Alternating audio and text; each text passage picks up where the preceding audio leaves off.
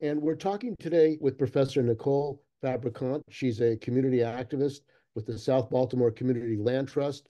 She's also a professor of anthropology at Townsend University. And she lives in Baltimore and works there. And she was also recently at a conference in East Palestine to support the residents, workers at East Palestine who've been contaminated in the Norfolk Southern derailment. Welcome to our show. Thanks so much, Steve. I'm excited to be here. Nicole, you were recently at a conference in East Palestine for the residents of the toxic vinyl chloride. They were contaminated. And then you came back to Baltimore, and lo and behold, there's a wreck there in which immigrant workers are killed. And you have the same concerns that you have in Baltimore with East Palestine. Why don't you talk about Mhm. those connections and the whole systemic problem working people are facing in this country, poor people? Sure. Yeah, we had come out of East Palestine. We didn't get back till about 2 a.m. And then right the next day, Sunday morning, early, I think around 1 o'clock or so, I started getting texts. Is everyone okay? So it was from one crisis to another. I have been thinking a lot about just the communities that bear the burden, essentially, of either extractive capitalism or profit driven rail, which was so apparent in East Palestine.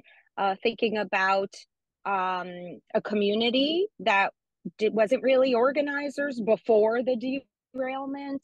Some of them were working all sorts of jobs, and then suddenly, with vinyl chloride being spilled and the burning of vinyl chloride, which created all sorts of new chemical compounds, their lives have been completely changed and altered. And in terms of Baltimore, there are lots of parallels here. One big one that I see is who bears the brunt of the burden of this shipwreck. It happened to be low wage immigrant laborers who were subcontracted out. They were on the bridge, they were fixing potholes. So these are the guys at 1, 2, 3 in the morning that are fixing our potholes, very invisible in some respects, but the backbone of our economy, sending money home to parts of Central America, Guatemala, Honduras. And they don't receive any warning whatsoever.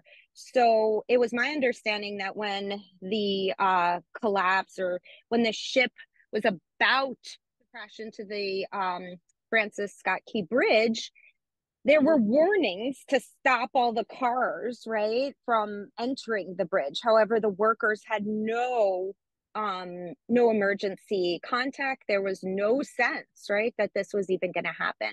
So that's one area where I see connections to East Palestine. Lower middle class, working class peoples are the ones who actually are most impacted by these crises. The other is the lack of regulation on both, right? So with corporate rail, we see all sorts of squeezing of labor, cutbacks around questions of safety. Profit margins are exponential. However, workers are struggling daily to even get negotiate for sick days and more leave time. And then same, I've been reading constantly about maritime is kind of like a wild, wild west. It's sort of an unregulated business. And so when you think about that, and there were warning signs, because we know that the Dali, the ship, was flagged in June for having some major safety issues. So I think this question of the lack of regulation to protect workers or to protect communities is eventually going to impact all of us.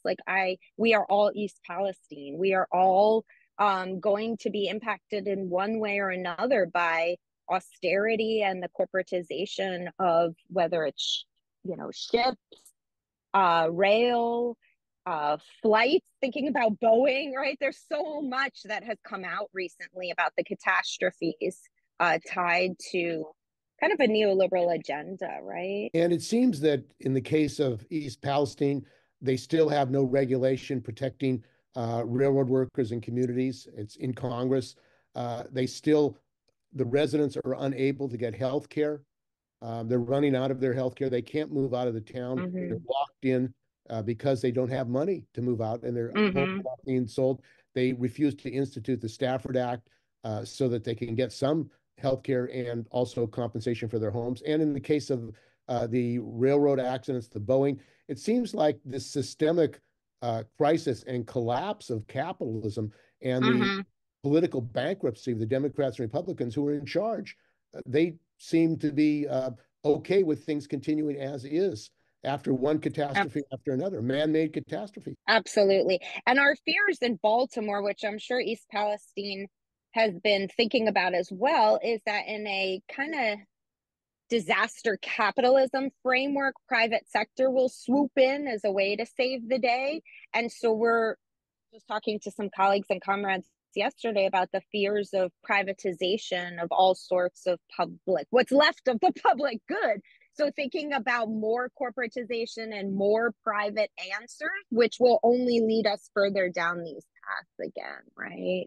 And it seems that the companies that are responsible both for East Palestine wreck, the Norfolk Southern, and the shipping companies are basically, as you say, it's unregulated. It's the wild, wild west. They do what they want, and they're not held accountable. And the CEOs, Right. the billionaires who profit off this, they continue business as usual. So, what does that say about what working people need to do? It seems that in both communities, East Palestine and Baltimore, the same face the same forces, political forces, Mm-hmm. and control of the system.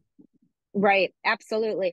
So I think part of what we've seen in the last 30 or 40 years is also a decimation of labor and strong left kinds of unions. And so hopefully in this moment of crisis, we will see a revitalization. I came out of East Palestine feeling very hopeful about labor and environmental justice sort of aligning. For a long time, we've been trying to build these sort of relationships that don't naturally come together and are often pitted against one another. So usually in the area where I work in South Baltimore, there's 70 plus polluting industries.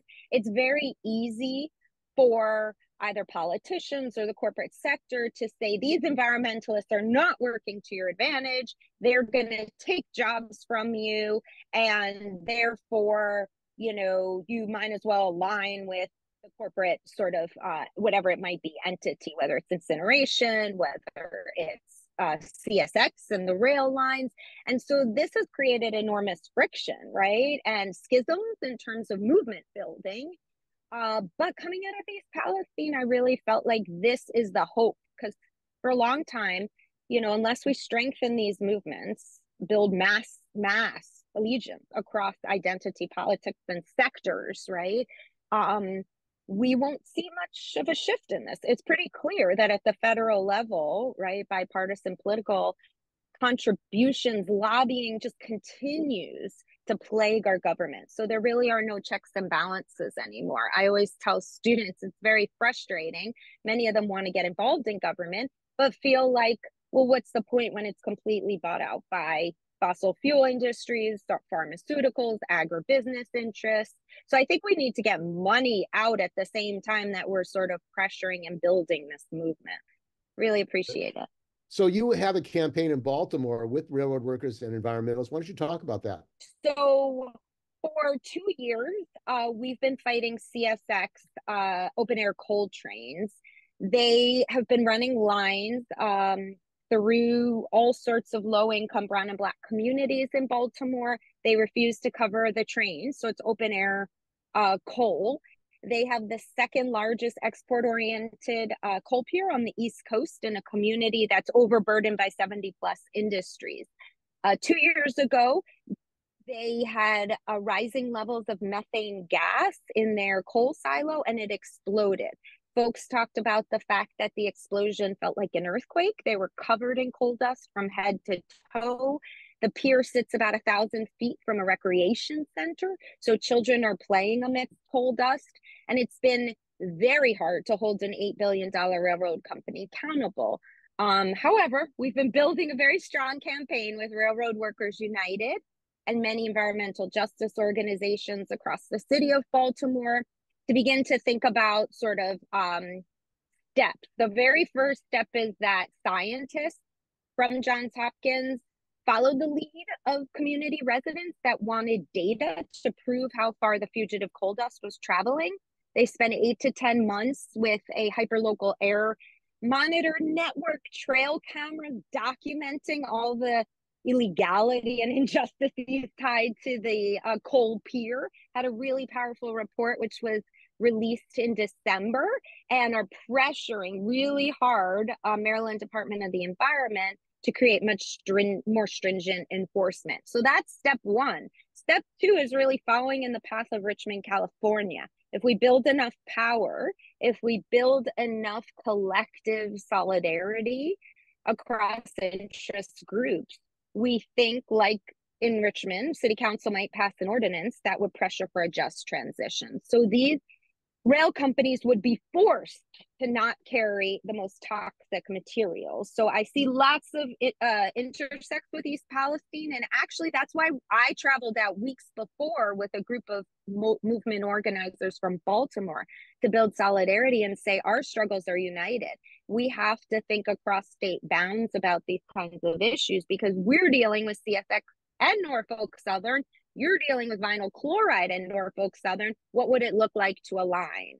What would it look like to take on big rail as we begin to think about and push for nationalization with Railroad Workers United? Well, good talking to you.